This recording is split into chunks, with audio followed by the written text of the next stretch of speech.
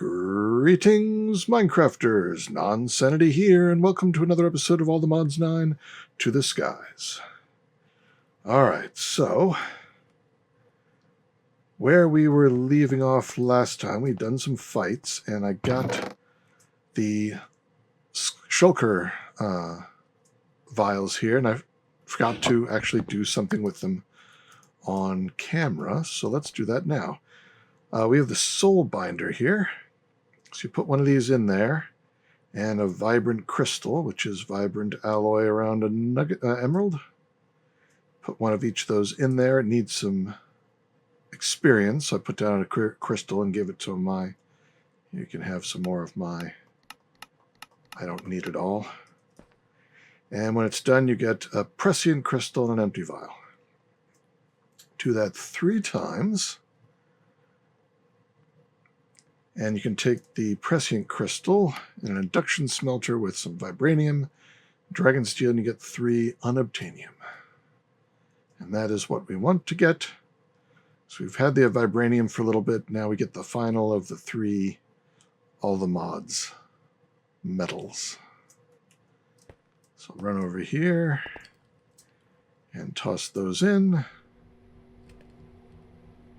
Oh, it's going into my system. Well, once you get all 9 of those that would then give you, you make a block and go stick it in the laser over here, which I did. I actually went and got 3 more shulkers because I didn't do this on camera. So now I've got all 3 of them running, and you can see it's sort of getting them evenly. And if I look up all the mods, I've got almost 1 million of the all the modium and a little over 750,000 of the other 2. So they're doing pretty well. I did tear down my latex system. I left the tank here. Just might as well. I might add some more things here. Oh, is this done now? Yeah, this is done. I can pick it up now and fill in the hole. It was full of acacia. I didn't want to break it and make a spill, so I told it, hey, turn it into far more compact phantom membranes, which it did. Now we shouldn't get the phantom breaks in the other boxes here.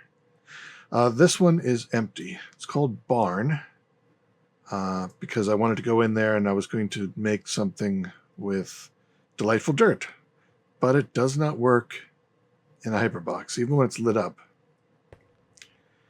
When it's dark, it doesn't do anything. When it has light, it was growing tall grass, which it does when it creates animals, but no animals were appearing. So I couldn't do it in there. Instead, I made the barn over here. I think it came out okay. Even get a nice little weather vane on top. So what is it doing? All right, I wanted Drigme shards, because you can farm mobs with these Drigme guys. There's one right there. So if I were to get some horns, which I have tons of from doing the Wilden last time, and I toss them in this crate, they will come out that crate, get dropped. There they are. And that emitter, just like the things we were using for World Item Exporter, we were using for Britannia. We have a blank variable card in here, but I have set the lifespan to about 1.5 years. So it'll take 1.5 years for those to despawn. And directly under that spot, directly under this, there is a demagnetizer that has now tagged those so that I can't pick them up with my magnet. I could walk in there and pick them up, but I can't pick them up with my magnet. If I use the setting that comes after the lifespan in the World Item Dropper here, Exporter, I can make it so you can't pick it up for 1.5 years. That means I could be standing right on top of it and I cannot pick it up. I'd have to build the blue version of that sucks items up and tell it to ignore that limitation in order to get it out of the world. I like the demagnetizer because it only limits what your magnet is picking up. Oh, here's a drigme. Now, if he doesn't wander over to the horns, then the water will wash him over there. If he doesn't get randomly culled, okay, good. Now he's over there. Oh, he sees them. He's happy. He does a dance, and he explodes with delight. And then in the chest over here, we should have more drigme tokens. I've got 97. I was getting more. I put out a stack, and I had over a stack of drigme tokens, so I guess sometimes you get more than one. So why the water? I got 2 dispensers in the back, each with a bucket of water. So 1 pulse of redstone makes them dispense the water, which breaks all the grass, pushes all the animals to the front, like so. And then a second pulse picks the water back up. And this lever over here will turn it off. Because out here we've got a timer, which can be turned off by that redstone. The switch is right behind this block. And it's whenever it pulses every 15 seconds, it goes into the sequencer. Now the sequencer is set to once 1, which when a redstone signal is received, loop the cycle once, ignore further pulses. So it's going to happen once. So what happens is every tick, it does one of these squares. The first one, it says on, it emits redstone pulse. Then it's off. It doesn't emit any more redstone until this tick. Then it emits some redstone, and then it goes off again. And it ends. And it ends on off. So that creates the 2 ticks, and I can adjust this position of that second one to change how far apart they are. And that goes to a redstone transmitter, which I have clicked on this receiver. Also, I clicked this receiver on that receiver, so they're all on the same channel. And those trigger the dispensers. But if that's all I had, then it would generate some animals. The drigmes would go over and do their little happy dance and explode with delight. And then that's it. Nothing else would happen. It could wash away the grass, but because there would be other animals here, no more would grow. Maybe 1 more would appear since the drigme disappeared. But then that would be it. So we need to get rid of some of the animals to make room for more drigmes. And like, here's a new one coming over, doing his little dance of delight, exploding with delight, and he's gone. So I have this, the Mob Crusher. It is set to pulse mode, and it too has another one of the receivers that was clicked on the first receiver, so they're all on the same channel. And it's set to pulse mode, so when the first pulse comes out and dispenses the water, it turns it on. And that starts its countdown. We'll see it go here, there it goes. And then when you saw some items appear, when it reaches the bottom, it kills 2 or 3 animals. And then about then is when the second pulse hits and it stops. So it doesn't kill everything. It just kills a few randomly each time the water is dispensed. It might kill a drigme if he hasn't gotten over to the horns. I haven't seen it happen, but it could happen. It's random, I think. We'll see. He's too far away, or he's getting pushed over. Nope, he didn't get culled. But now he sees the horns, he does his little dance, and explodes with delight. So this, because I can just drop some horns in there and they just stay, and this thing keeps cycling new animals through continuously, get as many of them, over 100 drigme tokens. I won't need that many. You can only put 20 on a henge, so I can set up 5 different henges. That's more than I planned to do, but I like the barn, so I'll let it run for a bit. Yeah, that's nice. All right, what next? I've got stuff under a tarp over here, but we'll come back to that. One of the other boxes. See this box? Yeah, I showed you that. You know oh, yes, power. I made a power room. The reactor down below, I did make it bigger. It's much bigger. And it's still running.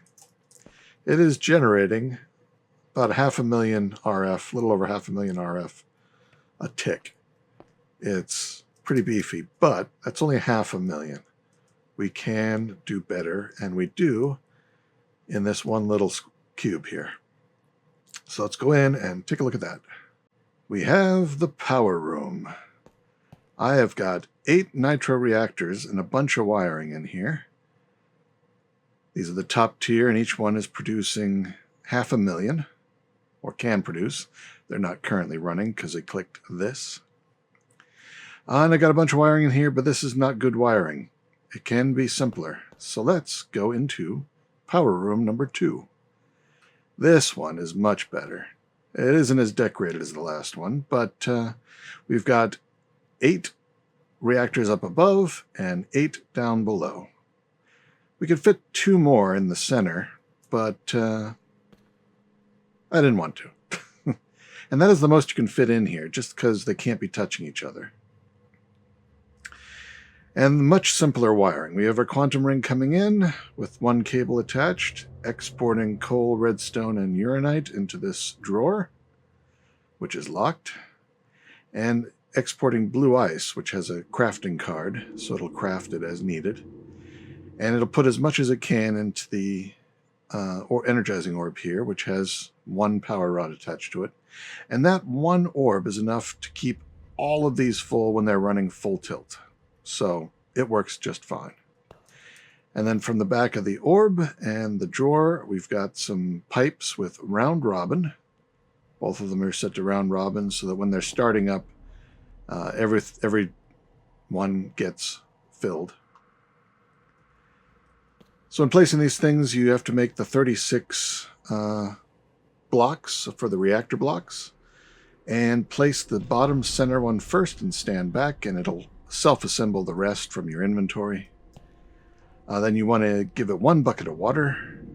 Just hand hit it with a bucket, or if you have an Emperor's Chalice, the ever full water bucket, you can hit each one with that. And then they just need the coal, uranite, redstone, and dry ice.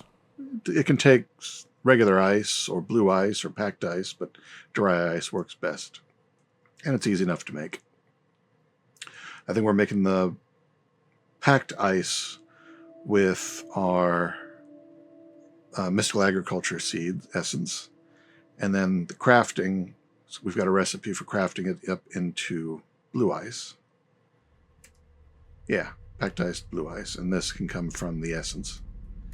And put that in there, and we have dry ice.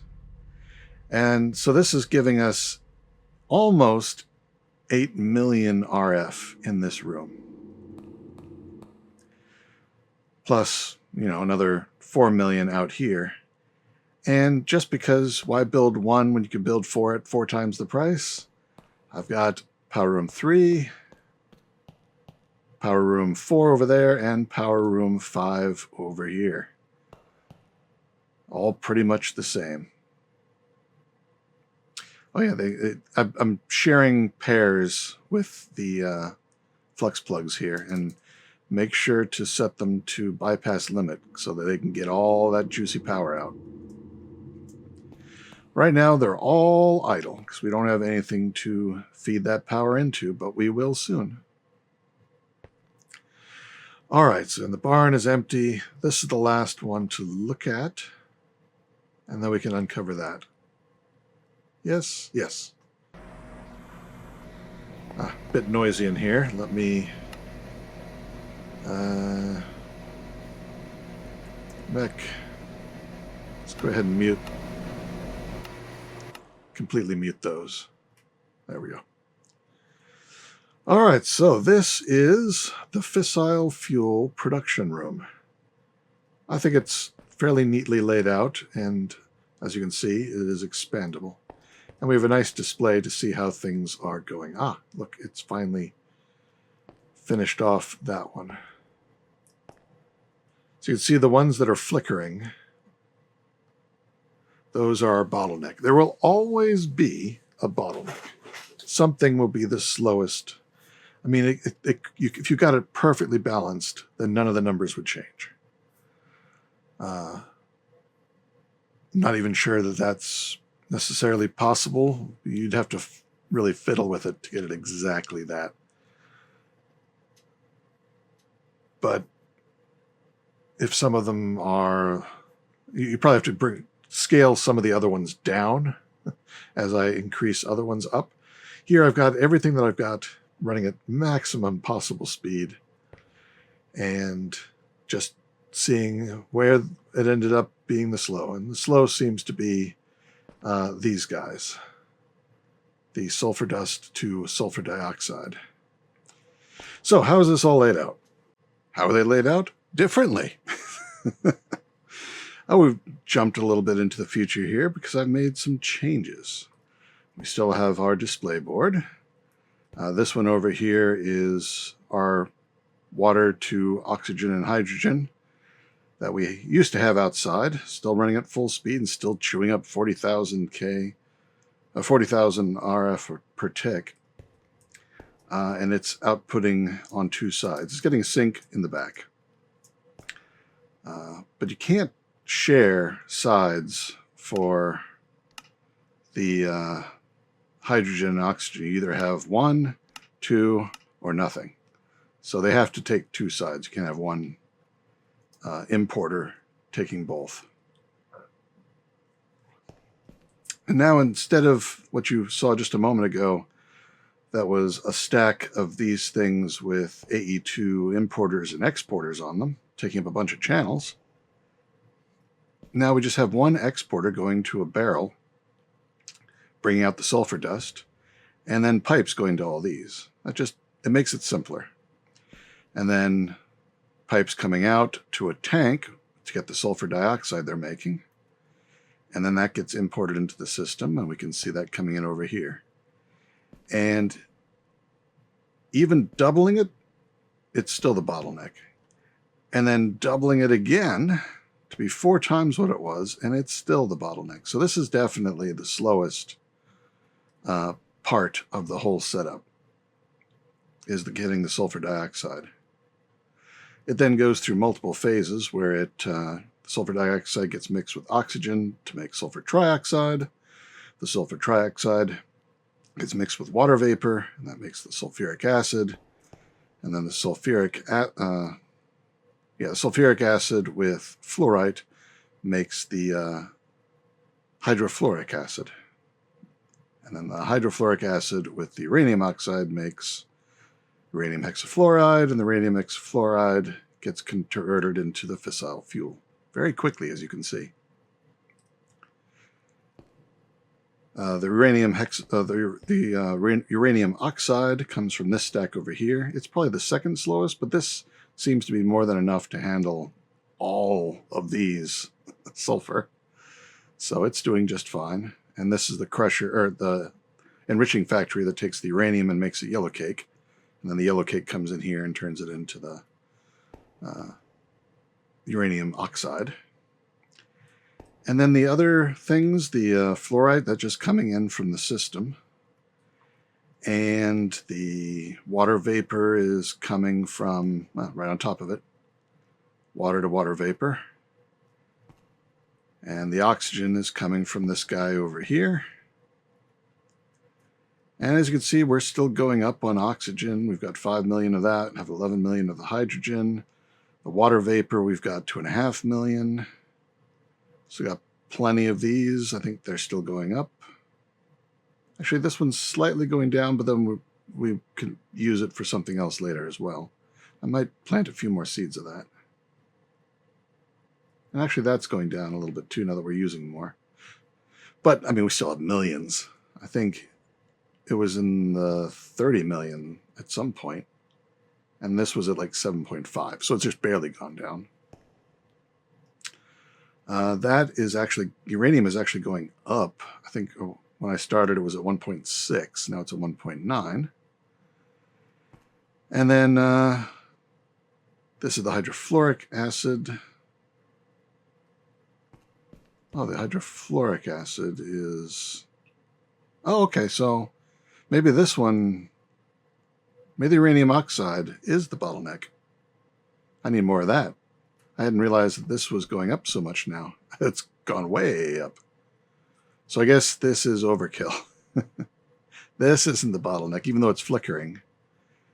It's being made here, and it's being made there, and then put there, and or no, there first, then there, then here, and it's buffering up there. It's that one. I need more of these guys. I don't know. There's always a bottleneck, so usually don't worry about it too much. I do have the one big cell for chemicals, and that's still being my main chemical cell. But you can see it holds a lot because it is one of the mega cells. So yeah, this is creating the fissile fuel. We've got 300,000 of it. So okay, now that I see this, I may come back here and swap some of these for more of those. Actually, the chemical oxidizer, I think I can just put another layer right back here. Because it's using the pipes, I can just make more pipes of that and more pipes of that. And the power is coming in through these pipes as well. So yeah, that'll work just fine. All right, so I'll double that and see how that changes the numbers. And now we'll go back and continue on. All right, but in order to make this guy, the solar neutron activator, we need HDPE sheets. Everything else we've got. So under this, floomp, is a system to make HDPE. And it's similar to one I've made in other packs, but it's slightly different arranged. So what we got is a Cobblegen Tier 4 gold one, outputting to an energy condenser. Good old combination. That's set to make moss. I've got millions of moss in my system, but I'm not currently making it. So this is so easy to set up, I just set it up again. That goes into a crusher, not just a regular one-slot basic crusher. It does have speed and energy upgrades, and it more than keeps up. It backstuffs all the time.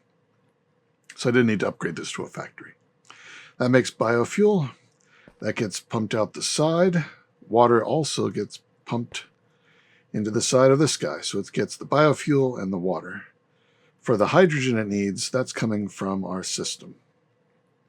And that's nice. Normally I would have to have another water splitter over here making hydrogen and oxygen because both are needed. But we're making those faster than we're using it here or anywhere else. So it's still going up. In fact, yeah, it's going up faster than I can count. 1, 2, 3, 4, 5, 6, 7, 8, 1, 2, 3, 4, 5, 6, 7, 8. No, that's faster than I can count in buckets. So, and that's using it here and in the fissile fuel thing. So we're fine for hydrogen. We can just pump it out. So you take the biofuel, water, and hydrogen. That makes substrate and gaseous ethylene. The gaseous ethylene goes into this guy, which is a condensator. It turns the gas ethylene into liquid ethylene. That gets pumped out the back into this tank. There's basically, well, I guess I should go under there and... Okay, so it's getting pumped out the back here. Also, the substrate that it's generating is getting pumped out the back. And both of them are going into this machine, and the excess ethylene is going up into the tank. I do like these ultimate universal pipes, excuse me, because they can just carry everything. Even power is going up that. So there's a power plug. So all those are going into this machine, and the excess is going into here, which I've got max upgraded, so it'll hold 2 million buckets of ethylene. It's got 577, so it is definitely making more than it needs. So then the ethylene comes in here. It's also getting the substrate, And then from beneath, we're getting oxygen from the system, which is also still going up. And those create the HDP pellets, which come out and go into storage. I don't currently have them being turned into sheets, but all you have to do is put them into an enriching factory, and you get the sheets. And assume that we've made a lot of those, and I've torn down the machine, because I have. I think, yeah, we've got 285,000 HDPE pellets, plus as many of the sheets I've already made. So we're going to move on. And I've got another transporter here. I've moved the receiver over to that spot. So let's head on over to where we're going to build our reactor. I have built a scaffold for it.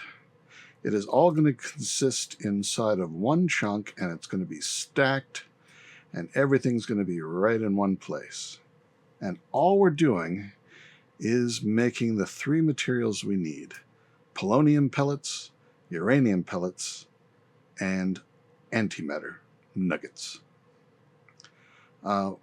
And I've got some chests set up. We also need to make some lithium, so let's do that real quick with thermal evaporation blocks. Now, these things can be 18 blocks tall, but I do not want them to be that tall for this purpose, because I'm going to be using resistive heaters to heat them up. So that's the controller, and these are the ports. I'm going to have a port there and two here. There, sparkles, we know it made, and I'm going to place a second one right next to it. Controller here. We'll have ports there, there, and there.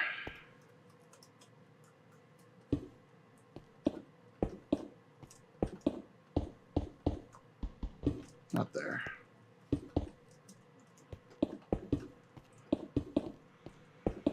So these two are the same, except they have these matching pair of ports, because they need water. So we're going to do the same trick with integrated dynamics. So we've got a fluid I/O importer there, and some storage connectors. And now to make this thing work, we've made a 9 nines integer card. We'll put that into fluid amount. These things should instantly fill and stay filled. Now to start them heating up, we're going to use a resistive heater. And it's important to place it from this direction, because you want to see the green side. That's where it gets its power. So now it's going to be running, and I think 365? No, 375? I'll maybe mess with it, but I think it's something like that. That'll start it heating up. And you can see it's making brine, which is what we want it to do. And now we need to do something with the brine. For that, we've got the makings for another one of these things. Oop.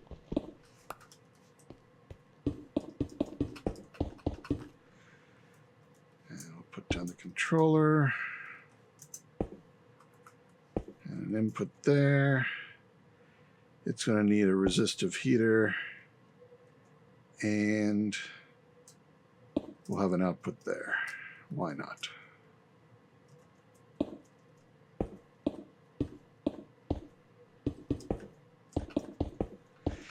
As I was saying, if they're tall, they take a lot longer to heat up. They're slower to heat up.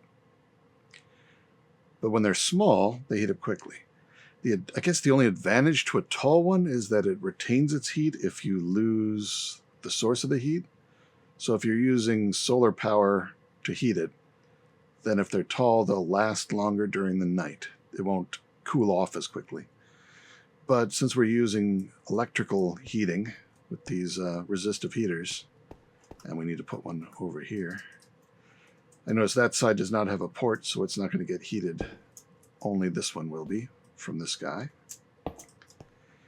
And we're going to set that one to... I should have written these down. I'm going to say 75 to start, but we might change that.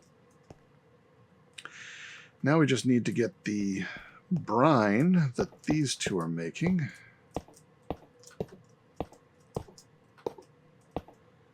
over into this guy. Let's disconnect. Don't know why it...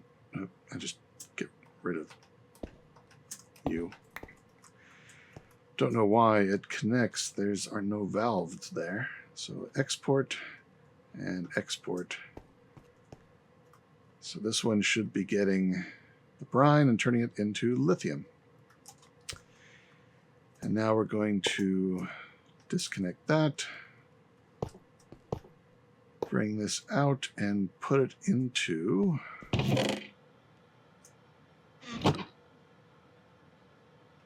rotary condensator, like that. And it is set to condensating. We want it to go the other way because this is making liquid lithium and we want to turn it to a gas. So we want to decondensatrate. It needs power, so I'm just going to stick the power there. That will send power through the same cable. And then we're going to place down a bunch of these chemical crystallizers and output like that. And we can also bring the power over to them. They cannot take the liquid. They have no liquid import, just gas and items. So there's no liquid. So only they're going to get is the power. And we're going to export here. And we want to give it speed. Might as well make that round robin. So now this is going to take the liquid lithium, turn it into a gaseous lithium. It's going to pass it into these crystallizers. And they're going to take that and turn it into lithium dust. And that also needs a power augment, speed augment. I guess I'll give some to these as well. And you need to export and speed. All right, so liquid lithium is going in. It is not getting enough power. All right, maybe I'll give it its own power source. Like that. And I don't need that one then. This is going into all those machines, so I just give them power like this. Are they getting enough power? Yeah, they're getting enough. Well, they're also stopped because they're full. So we're going to output all of those into a tank. Dock. Tank. Replace that. Export. And I guess they should get some speed upgrades as well. Did you? No, we've got hot tubbing llamas. We'll leave them alone. You got nothing I want. Oh, I got to put this in there and break that again. All right, that should be emptying out the lithium. All right, that's going pretty good. All right, I think we will call it the end of an episode here as I chill out in the hot tub with the llamas. And next time, it's Get out of my way. Next time, it is the nuclear reactor, and I think I've got a good design for that. Nice and safe, nice and big, nice and powerful. So, until next time, this is Nonsanity and the Llamas signing out. Take care, be good, and see you next time.